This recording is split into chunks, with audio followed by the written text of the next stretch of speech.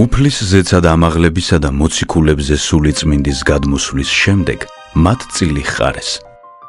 თუ ვის რომელ ქვეყანაში ექადა ღვთის სიტყვა. წმინდა თომას წილად ხვდა ინდოეთი და მან მალე ისიც შეიტყო უფლისგან, თუ როგორ უნდა მიეღწია ამ ქვეყნამდე. იმავე ხანებში ინდოეთის მეფემ გუნდაფორმა დიდი ბრწყინვალე სასახლის აშენება ისურვა. ჩემო ძმაო, სურს რომის იმპერატორთან მსგავსი სასახლე ავაგო. შვენიერი აზრია, აუცილებლად უნდა აშენო დიდებული ტაძარი.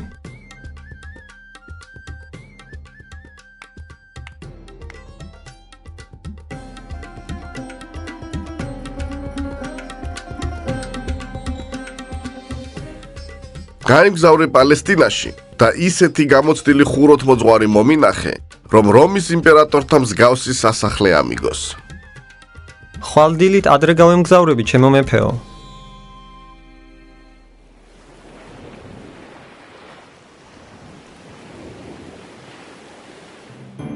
როცა ავანი პალესტინაში ხელოვან ხუროთმოძღვარს ეძებდა, მას ღვთის განგებით წმინდა თომა შეხვდა. მე შორეული ქვეყნიდან, ინდოეთიდან ჩამოვედი და ხელოვან ხუროთმოძღვარს ვეძებ ჩემი მეფისთვის სასახლის ასაშენებლად. ხომ ვერ დამეხმარებით ასეთი ადამიანის მოძებნაში? გმადლობ შენ უფალო. მე სამშენებლო ხელოვნებაში დიდად გამოცდილი კაცი ვარ და მზად ვარ გამოყვე ინდოეთში სასახლის ასაგებად. როგორ გამიხარდა, რომ თქვენისთან ადამიანს შევხვდი? აღარ გადავდოთ და ხვალ დილითვე გავემგზავროთ.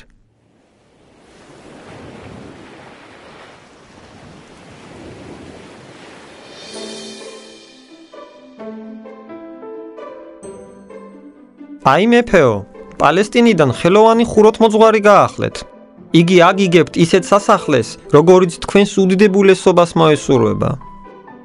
აი, ამ მთაზე მსურს რომ აიგოს დიდებული სასახლე და გაშენდეს ლამაზი ბაღი. გიტოვებ ოქროს სასახლის ასაშენებლად.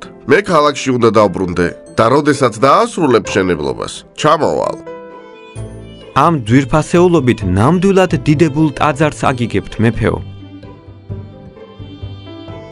როცა მეფისგან ესოდენი ოქრო მიიღო, წმინდა თომამ ღარიბ ღატაკთათვის დაიწყო მისი დარიგება. ამასთან დაუღალავად ქადაგებდა წმინდა სახარებას და მრავალთ მოაქცევდა ჭეშმარიტ სარწმუნოებაზე. რამდენიმე ხნის შემდეგ მეფე გუნდაფორმა ავანი გააგზავნა წმინდა თომასთან, რათა შეეტყო, მალე დასრულდებოდა თუ არა სამეფო სასახლის შენება. პატივცემულო, მეფეს აინტერესებს კიდევ რამდენი დრო დარჩა მშენებლობის დასრულებამდე. გადაეცით, რომ მხოლოდ სახურავით გადახურვაღაა დარჩენილი. მეფემ კიდევ გამომატანა ოქრო, რომ მალე დასრულდეს სასახლის მშენებლობა. გმადლობთ შენ, კაცთმოყვარეო უფალო, რამე თუ სხვადასხვა საშუალებით აღასრულებ კაცთა ხსნას. წმინდა თომამ მიღებული ოქრო კვლავ იმათ დაურიგა, ვინც შემწეობის სათხოვნელად მიდიოდა მასთან. თვითონ კი კვლავ გულმოდგინედ განაგრძობდა ღვთის სიტყვის ქადაგებას.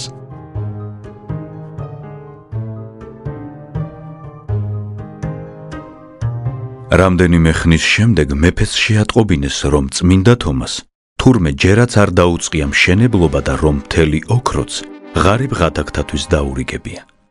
დაბა სოფლებში დადის, რომელიღაც ახალ ღმერთს უქადაგებს ადამიანებს და მრავალ სასწაულსაც აღასრულებს.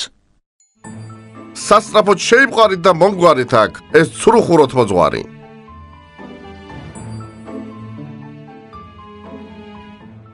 თუ ააშენე ჩემი სასახლე.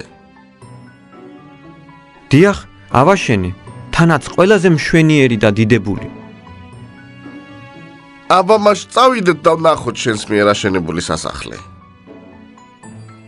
ამ ქვეყნიერ ცხოვრებაში თქვენ ვერ შეძლებთ იმ სასახლის ნახვას, მაგრამ როცა განეშორებით ამ ქვეყანას, მაშინ უეჭველად შეძლებთ მის ხილვას.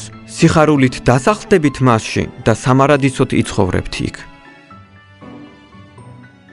კიდეც დამცინი. ჩააგდეთ საპყრობილეში ეგეც და ავანიც. აწამეთ, ცოცხლად გაატყავეთ და შემდეგ კოცონზე დაწვით და იცოდნენ რას ნიშნავს მეფის მოტყუება. შენ მეც მომატყუე და მეფეც გააწმილე. უსარგებლოდ გაგიფლანგავს მთელი ოქრო. შენ გამო მეც სრულიად უდანაშაულო კაცი. სიკვდილით უნდა დავისაჯო. ნუ გეშინია, ჩვენი სიკვდილით დასჯის დრო ჯერ არ დამდგარა. ჩვენ ცოცხალი დავრჩებით და თავისუფლებიც ვიქნებით. მეფე კი დიდ პატივს მოგვაგებს იმ სასახლისთვის, რომელიც მე მისთვის ზეციურ სამეფო შეავაგე.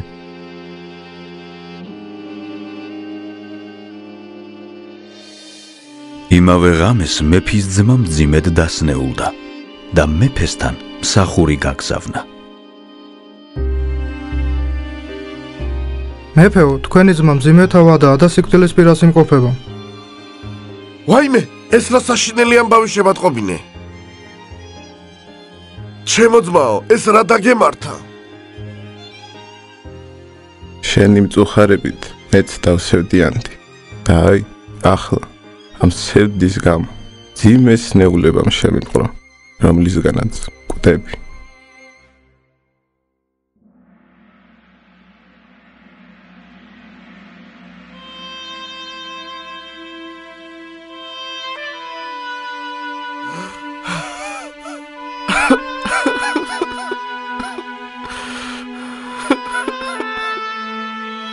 მეფის ძმა მალევე აღესრულა და უფლის ანგელოზმა ზეციურ სამკვიდრებელში აღიყვანა იგი. მოატარა ყოველივე და მრავალი დიდებული, საუცხოოდ ნაგები და ბრწყინვალე სასახლე აჩვენა, რომელთაგან ერთი განსაკუთრებით გამორჩეული და მშვენიერი იყო. რომელში აირჩევდი ცხოვრებას? ნება რომ დამთონ ამ სასახლის თუნდაც რომელიმე კუნჭულში ვიცხოვრო, მეც არაფერს ვისურვებდი. შენ არ ძალგიც ამ სასახლეში იცხოვრო, რადგან იგი შენს ძმას ეკუთვნის, რომლის ოქროთიცაა ის აგებული თომას მიერ. გევედრები, გამიშვი ჩემს ძმასთან და მე ვიყიდი ამ სასახლეს მისგან. რადგან მან ჯერ არ უწყის მისი მშვენიერების შესახებ და მე კვლავ დამაბრუნე აქ. იყოს ნება ღვთისა.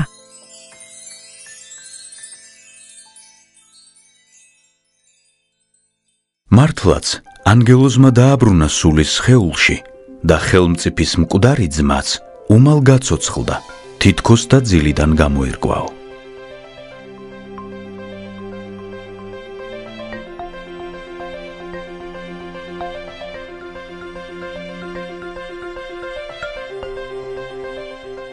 ჩემო საყვარელო ძმაო, დარწმუნებული ვარ რომ გიყვარო როგორც ღვიძლი ძმა და შესაძლებელი რომ ყოფილიყო ჩემი დახსნა სიკვდილისგან, შენი სამეფოს ნახევარსაც კი გაიღებდი ამისთვის.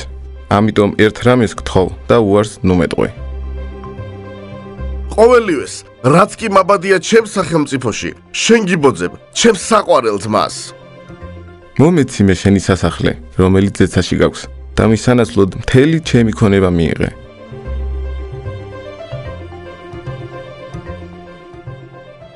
საიდან უნდა მქონდეს მე ზეცაში სასახლე?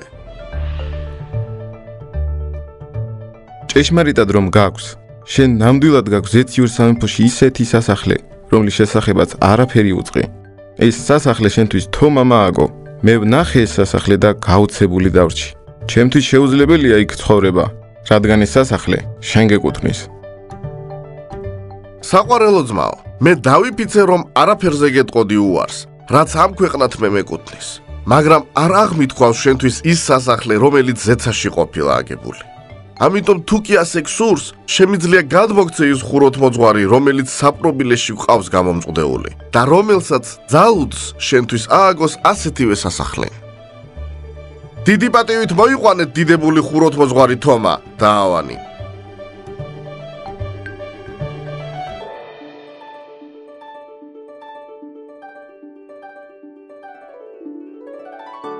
შემინდე ჩემი ცოდვა, რადგან დამნაშავე ვარ შენს წინაშე.